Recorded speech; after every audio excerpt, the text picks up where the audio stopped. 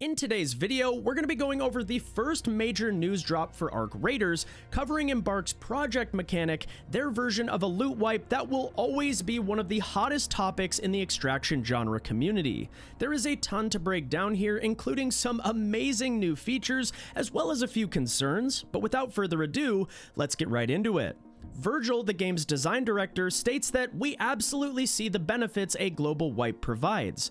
Veteran players can experience the game fresh, the economy is reset to baseline, and all players have about the same level of capabilities, at least for a little while. However, one thing a mandatory wipe does not do is respect the investment of players who don't have as much time to play overall. Before mimicking other established mechanics, we'd like to try our own method, ideally to the end that best suits Arc Raiders and the larger majority of its players.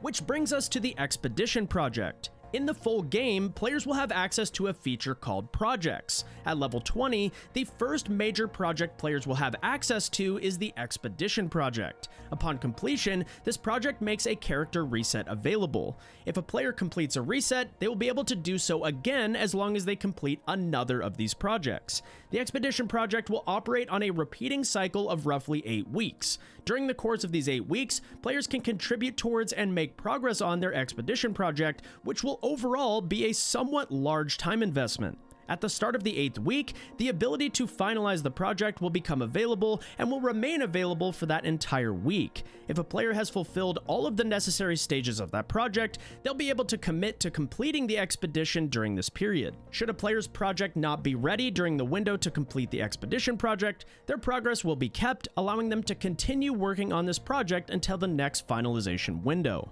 Overall, I think this sounds incredible. They're striking a balance between the hardcore and casual audience by letting players decide if and when they'd like to extend the grind. The only thing I'm a bit cautious about is the very specific time frame in which these projects can be completed.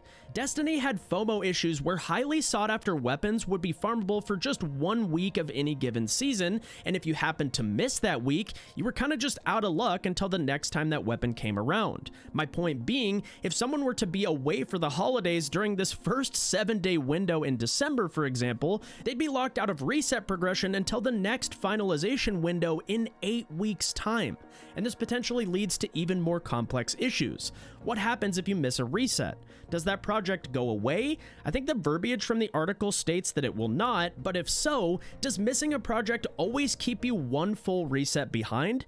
I would assume so, because turning in a project means you lose everything on your character when it's fully reset, and since this can only be completed during a 1-week time frame, the only way to catch up would be grinding an entire season's worth of XP and objectives in a single week to do 2 projects during a single finalization period.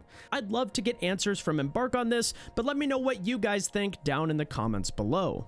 They go on to state that other projects may be added over time as part of updates, holidays, and other events. These will range in scale and reward structure. This honestly makes it seem like they may even have unique quests and levels of difficulty tied to each project, which will definitely help keep me invested long term and keep the game fresh for a lot of players. So what do you keep through an expedition versus what is lost? Players will lose anything inherent to their character's progress, including levels, skills, items/inventory, the workshop, crafting capabilities, and more. Players will keep cosmetics, earned or purchased, awards, achievements, rankings, etc. Essentially anything rooted solely in the metagame or involving real money will be preserved. For convenience, after completing an expedition, players will be able to skip the majority of the onboarding and tutorial steps they went through as a new player, this being things like unlocking certain features, maps, and so on as they play through the early game. These will just be available from the start of a fresh reset, and honestly, shout out to Embark for this because a lot of developers don't think this far ahead, and these type of monotonous activities can become extremely boring to play through early on.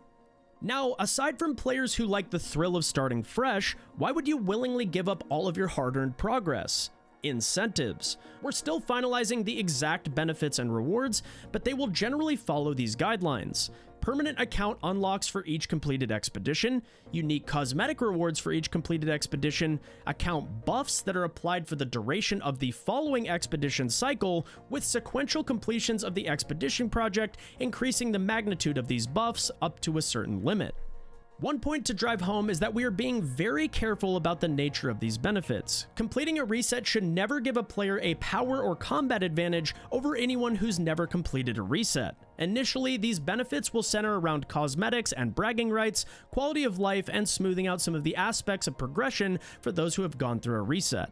First of all, I absolutely love this. This type of prestige system should never give players an in-game advantage, and I love that this is purely cosmetic and focused on quality of life. These rewards are strictly about showing off your achievements. Now, these are obviously just ideas, but these permanent unlocks for each completed expedition could be things like unique character skins, backpack charms, player titles, cosmetics to show off the number of completed expeditions, unique cosmetic additions to your raiders' dens such as extra gun racks or posters, and so much more. Cosmetics are the easy one to imagine.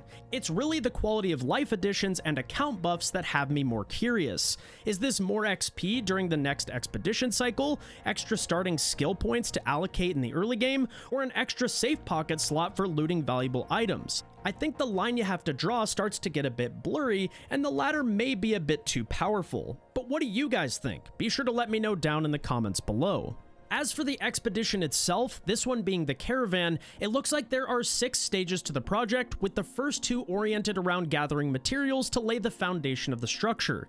The other 4 steps are currently hidden, and I assume they'll stay that way as a surprise for launch. They close out by stating, while any and all of this is subject to change between now, launch, and post-launch, that's about the shape of it right now. We hope that by making a reset mechanic voluntary and properly incentivized, we can observe 2 results.